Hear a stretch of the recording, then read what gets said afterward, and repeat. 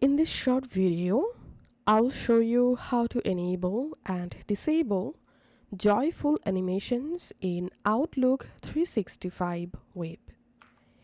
First of all, on your browser, open Outlook and sign into your account.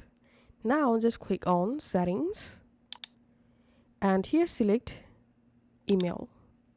Under Email, select Compose and Reply.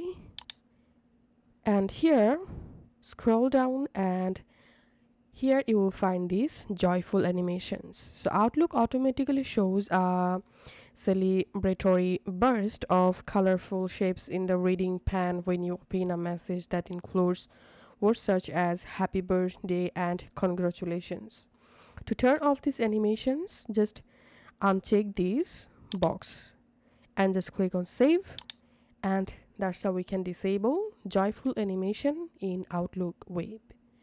If this video helped you out, please leave a like and leave a comment down below. Thank you for watching.